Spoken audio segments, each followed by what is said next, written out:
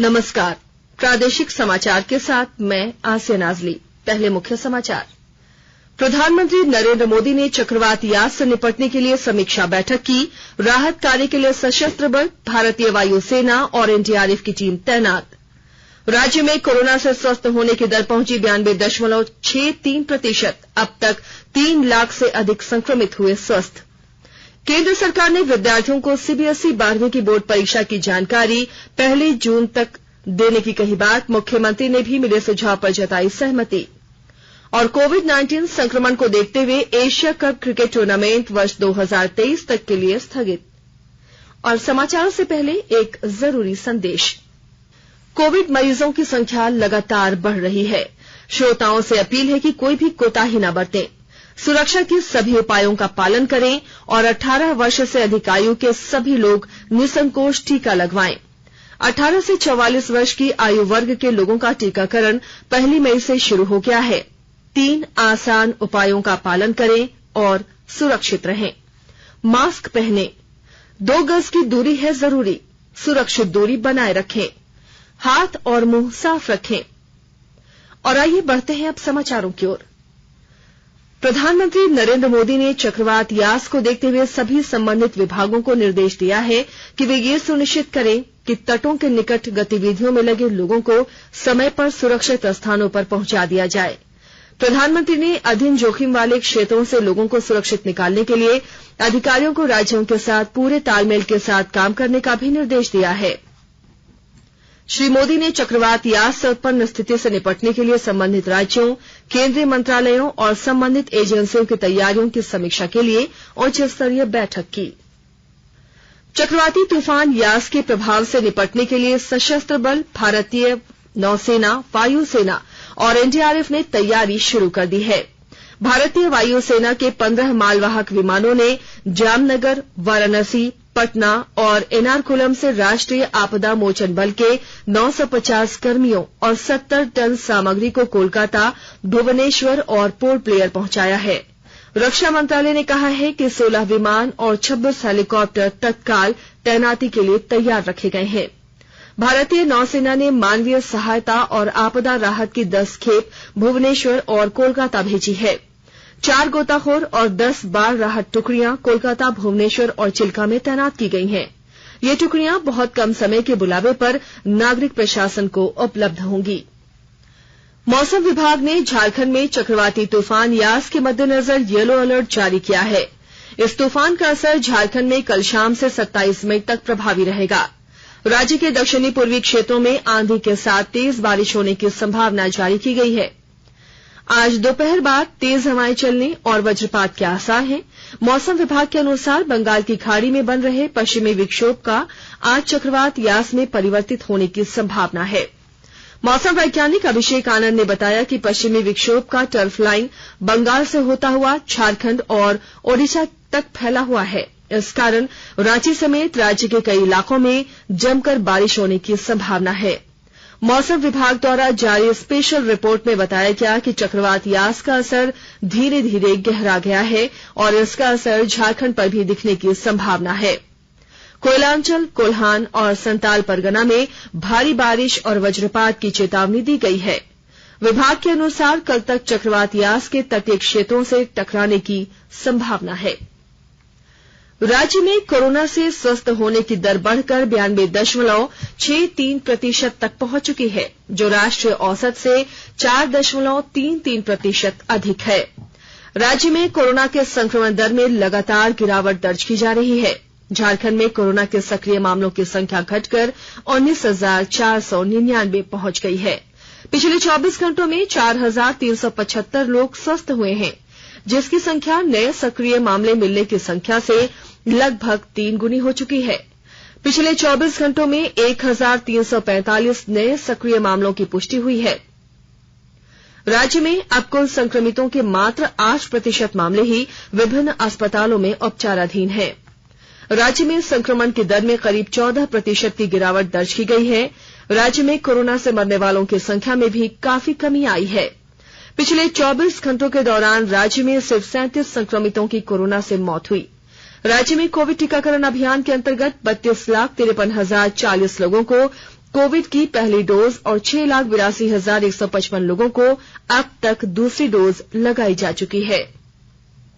गिरिडीह जिले के युवा अधिवक्ता अजय कुमार सिन्हा ने इस कोरोना काल में आम और खास को मुफ्त में ऑक्सीजन सिलेंडर उपलब्ध कराया है। विस्तृत ब्यौरा दे रहे हैं हमारे संवाददाता। गिरिडीह के युवा अधिवक्ता अजय कुमार सिन्हा उर्फ मंटू विश्वव्यापी कोरोना काल के संक्रमण काल में कोरोना वॉरियर्स बनकर उभरे हैं। अधिवक्ता श्री सिन्हा ने स्वयं के खर्च पर सैकड़ों लोगों को मुफ्त में ऑक्सीजन तब उपलब्ध कराया जब देश में ऑक्सीजन की भारी किल्लत थी। दरअसल बीते वर्ष उनके अनुज नरेंद्र सिन्हा की मौत कोरोना काल में ही दूसरी बीमारी से हो गई थी। उस घटना से मर्माहत अजय सिन्हा ने इस कोरोना काल में आम एवं खास सभी को मुफ्त में ऑक्सीजन सिलेंडर उपलब्ध कराया। श्री सिन्हा ने बरमसिया श्मशान घाट में शव के दाह संस्कार में भी किसी को दिक्कत आई तो वे अगले पंक्ति में खड़े मिले। रमेश प्रभाकर, आकाशवाणी समाचार, गिरिडीह। देश भर में अब तक कोविड-19 टीके की 19 करोड़ 50 लाख से अधिक खुराक दी जा चुकी है। केंद्रीय स्वास्थ्य मंत्रालय ने बताया है कि लगभग 1 करोड़ टीके 18 से 44 वर्ष आयु वर्ग के व्यक्तियों को पहली खुराक के तौर पर लगाए गए हैं। पिछले एक दिन में देश भर में लोगों को 16 लाख से अधिक वैक्सीन की डोज दी गई है। बिहार, राजस्थान और उत्तर प्रदेश में 18 से 44 वर्ष की आयु के 10 लाख से अधिक व्यक्तियों को टीके की पहली खुराक दी गई है। देश भर में अब तक 15 करोड़ 20 लाख लोगों को कोविड टीके का पहला डोज दिया जा चुका है।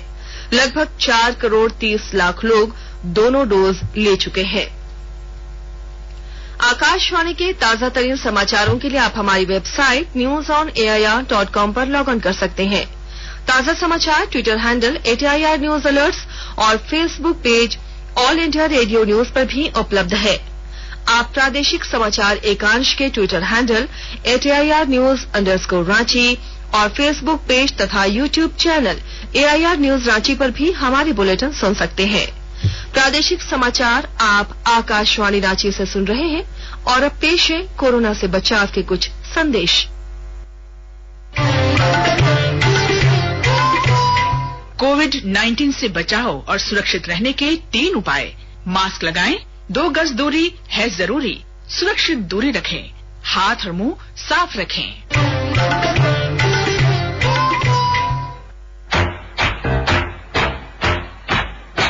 चलो मिलकर एक शुरुआत करें, चलो एक फैसला आज करें। मास्क नहीं तो टोकेंगे, कोरोना को रोकेंगे। चलो इस वादा करते हैं, चलो इस वादा करते हैं। मास्क नहीं तो टोकेंगे, कोरोना को रोकेंगे। भारत सरकार द्वारा जनहित में जारी। प्रादेशिक समाचारों में एक बार फिर आपका स्वागत है। केंद्र सरकार 12वीं कक्षा की बोर्ड परीक्षा के बारे में विभिन्न राज्य सरकारों से प्राप्त सुझावों पर इस सप्ताह विचार करेगी और विद्यार्थियों को इस संबंध में 1 जून तक या इसके पहले जानकारी दी जाएगी। रक्षा मंत्री राजनाथ सिंह ने कल 12वीं की बोर्ड परीक्षा और व्यावसायिक पाठ्यक्रमों में प्रवेश परीक्षाओं के बारे में विचार के लिए राष्ट्रीय विचार विमर्श की अध्यक्षता की। इसमें परीक्षाओं के तरीके, प्रक्रिया, अवधि और समय के बारे में विभिन्न विकल्पों पर विचार किया गया। बैठक में शिक्षा मंत्री रमेश पोखरियाल ने कहा कि समूचा देश विद्यार्थियों की शैक्षिक भलाई और शिक्षा प्रणाली का सुचारू संचालन सुनिश्चित करने के लिए एक साथ है। इस बैठक में शामिल मुख्यमंत्री हेमंत सोरेन ने कहा कि केंद्र सरकार द्वारा आगामी परीक्षाओं के आयोजन को लेकर चिंतन किया जा रहा है, ये सराहनीय पहल है। बैठक में जो सुझाव मिले हैं इसमें कई सुझाव काफी महत्वपूर्ण हैं, जैसे परीक्षा के समय को कम करना, सब्जेक्ट में बदलाव, होम सेंटर जैसे सभी सुझाव निश्चित रूप से काफी चीजों को ध्यान में रखकर दिया गया है। मुख्यमंत्री ने कहा कि सीबीएसई 12वीं बोर्ड की परीक्षा, प्रोफेशनल कोर्सेज और अन्य प्रवेश परीक्षाओं के आयोजन को लेकर राज्यवासियों से मैंने भी सुझाव मांगे हैं। प्रधानमंत्री नरेंद्र मोदी इस महीने की 30 तारीख को आकाशवाणी से मन की बात कार्यक्रम में अपने विचार साझा करेंगे। यह इस मासिक रेडियो कार्यक्रम की 77वीं कड़ी होगी।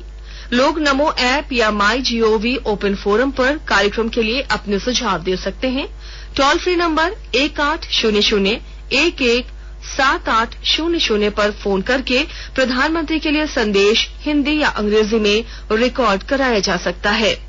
1922 नंबर पर मिस्ड कॉल देकर SMS से मिले लिंक से सीधे प्रधानमंत्री तक सुझाव भेजे जा सकते हैं। पाकुड़ जिले में कोरोना संक्रमित मरीजों की सहायता करने के उद्देश्य से मीरा फाउंडेशन ने अपनी विशेष भूमिका निभाई है। घरों में सैनिटाइजेशन का कार्य, कोविड महामारी के दौरान पशुओं के लिए आहार उपलब्ध कराने से लेकर लोगों में मेडिकल किट वितरण करने का काम भी इस संस्था ने बखूबी किया है। विस्तृत ब्यौरा दे रहे हैं हमारे संवाददाता। कोरोना संक्रमण के फैलाव को रोकने में मीरा फाउंडेशन पाकुड़ जिले में बड़ी भूमिका निभाया है। जिले में कोरोना की दस्तक देने से लेकर अब तक मीरा फाउंडेशन के मीरा प्रवीण सिंह एवं प्रवीण कुमार सिंह ने व्यक्तिगत रुचि लेकर घर घर सैनिटाइजिंग, जरूरतमंदों को सूखा राशन, पशुओं के लिए आहार और लॉकडाउन में हर घर होम डिलीवरी का काम किया है। संक्रमितों को दूसरे राज्यों में ऑक्सीजन बेड की बड़ी व्यवस्था मीरा फाउंडेशन ने अपने स्तर से संक्रमण के इस दौर में कराया है। राजघराने से ताल्लुकात रखने वाले मीरा एवं प्रवीण दोनों पति पत्नी आज भी कोरोना को हराने भगाने की मुहिम में निस्वार्थ जरूरतमंदों का साथ दे रहे हैं। राम प्रसाद सिन्हा, आकाशवाणी समाचार, पाकुड़। आयुष मंत्रालय अंतर्राष्ट्रीय योग दिवस वर्ष 2021 के उपलक्ष्य में विभिन्न गतिविधियों का आयोजन कर रहा है। इसके तहत घर पर रहें, योगाभ्यास करें विषय पर 5 वेबिनार की श्रृंखला भी शामिल है। देश के 5 प्रतिष्ठित संगठनों के सहयोग से इस श्रृंखला का आयोजन किया जा रहा है। प्रत्येक संगठन मौजूदा स्थिति में महत्वपूर्ण विषय पर एक वेबिनार करेगा। मंत्रालय ने बताया कि श्रृंखला का पहला वेबिनार आज आयोजित किया जाएगा। आर्ट ऑफ लिविंग के इस वेबिनार का विषय है बाहरी संकट के दौर में आंतरिक शक्ति जागृत करना।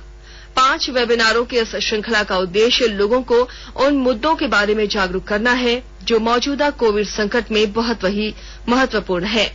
इस श्रृंखला के अन्य 4 वेबिनार योग संस्थान कृष्णम आचार्य योग मंदिर, अरहम ध्यान योग और कैवल्य धाम योग संस्थान द्वारा आयोजित किए जाएंगे। राष्ट्रीय बाल अधिकार संरक्षण आयोग NCPCR ने सभी राज्यों और केंद्र शासित प्रदेशों से बच्चों के इलाज से संबंधित ICU सहित 20 उपकरणों और स्वास्थ्य सेवाओं के बारे में डेटा मांगा है।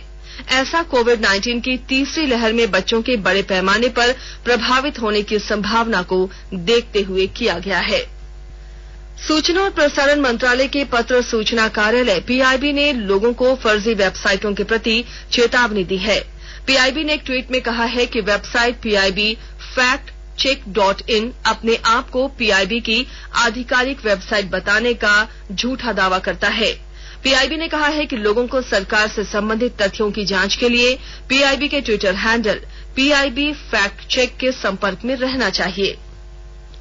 इस साल होने वाले एशिया कप क्रिकेट को आधिकारिक रूप से 2023 तक के लिए स्थगित कर दिया गया है। कोरोना वायरस के बढ़ते मामले और लॉजिस्टिक चुनौतियों को देखते हुए एशिया क्रिकेट परिषद को यह टूर्नामेंट स्थगित करना पड़ा। इस प्रतियोगिता को अब 2023 में कराया जाएगा, क्योंकि 2022 में पहले से ही एशिया कप का आयोजन होना है। एशिया कप को पहले पिछले साल सितंबर में होना था, लेकिन कोरोना के कारण इसे उस समय स्थगित कर 2021 में कराने का फैसला किया गया था। और आइए अब सुनते हैं अखबारों की सुर्खियां।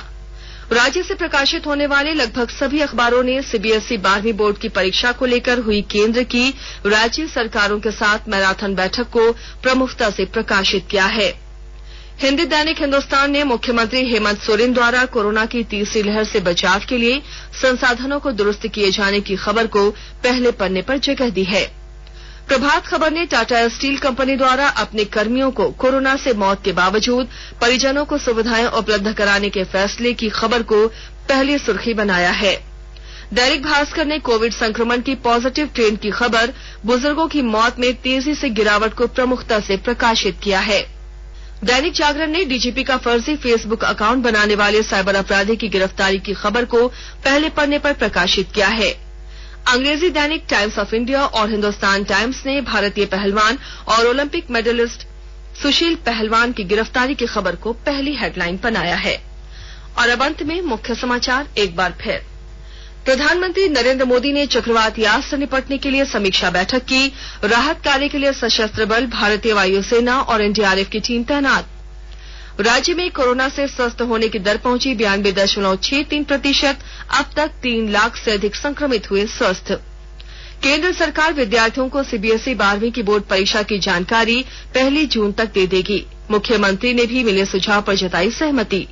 और कोविड-19 संक्रमण को देखते हुए एशिया कप क्रिकेट टूर्नामेंट वर्ष 2023 तक के लिए स्थगित। इसके साथ ही आकाशवाणी रांची से प्रादेशिक समाचार का ये बुलेटिन समाप्त हुआ। घर में रहिए, सुरक्षित रहिए और सुनते रहिए आकाशवाणी।